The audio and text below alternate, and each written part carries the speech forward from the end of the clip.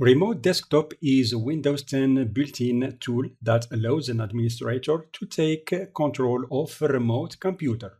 Usually, it's used to administer servers, but in some cases, you can use it to connect to remote computers to install an application, for example. The Remote Desktop connection is available on Windows 10 Professional Edition and Windows 10 Enterprise Edition.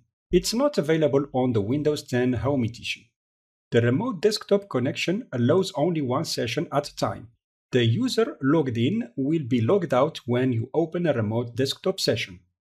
The Remote Desktop connection doesn't allow interactive activities. The remote user can't see what the IT support technician is doing on his computer. To be able to connect to the remote computer, you need to enable the Remote Desktop on the Windows parameters of the remote computer. To launch a Remote Desktop connection, click on the Start menu, then type Remote. Click on the Remote Desktop Connection app. In the Computer field, you need to type the remote computer name or its IP address. Now it's trying to connect. It usually connects instantaneously.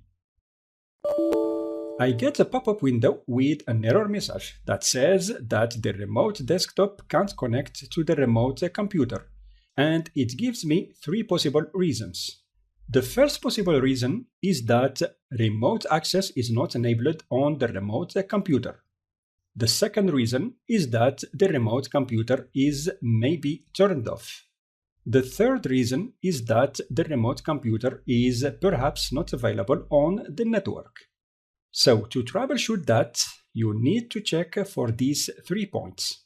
In our case, I know that I didn't enable the remote access on the remote computer, so I'm going to enable that.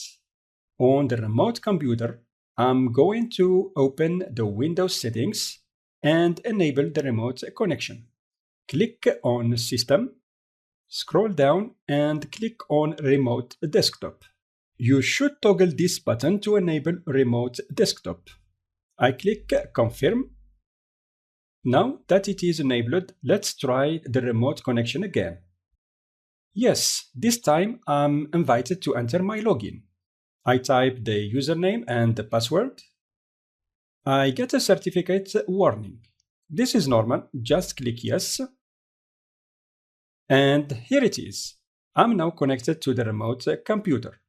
To terminate the remote connection, you can click on this cross button to close the connection. Or you can sign out by clicking on the Start menu, then on the User, and then click Sign Out to completely close your session.